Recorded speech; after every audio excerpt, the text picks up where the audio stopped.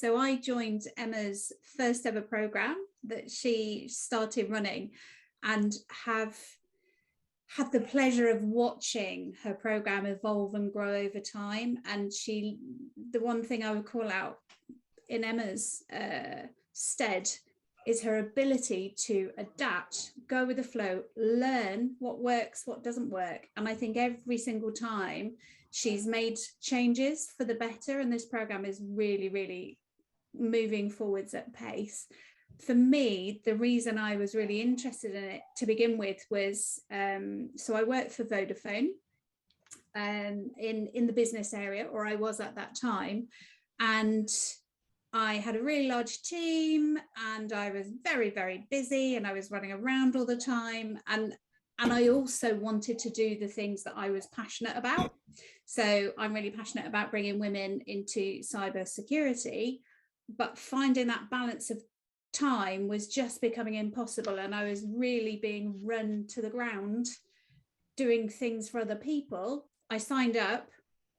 I laughed at the time audit because I was like, how am I even going to have time to do a time audit? And yet some of the stuff that came through, I didn't need to fill out that audit. I just needed to listen in the group session to what people were talking about and how they were working together, and identifying little tips and tricks that you can change to make your life a lot easier. So I have ultimately now moved roles, started about 3 weeks ago, and made a decision to go back more towards operational security. And I have really been pushing my mission around youth in security and females in security.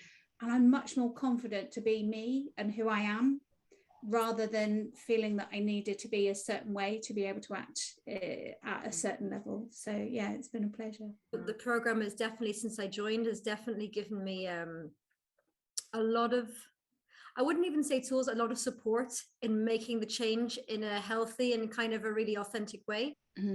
I think at the moment I haven't even got to the career part yet for the last few months. It's all about being a person, because I came in at such a critical time in my career when things were so up in the air, they were so chaotic. I needed to come back to the person.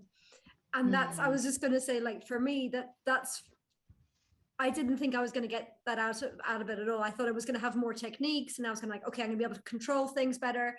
And it's been the opposite. It's been the total opposite at the moment. And I'm still, but I mean, obviously being able to talk to people who are people before being just jobs, but also who work in similar worlds. Like, for example, like Alison and myself working in the games industry, we have this with this shorthand, we know what certain things are like we know certain reactions we're going to get. Same with, and I can also rate when Joyce is talking, or when Siobhan is talking, there are certain things that are similar just because we're in tech and we know about different ways of working, agile ways of working, and then actually how I'm bringing my personhood to that. And I never really thought about that before. And the reason why I did join in the end is actually just only because Emma said to me, well, look, you can join and you don't have to start, like, you can just come in and out whenever you want. You use the material the way you want to use it. And I think for me, that's the one thing for me that has been the most beneficial since I've come into the program. Back in October, I did the little quiz, I think that Emma had, about key areas that I wanted help with.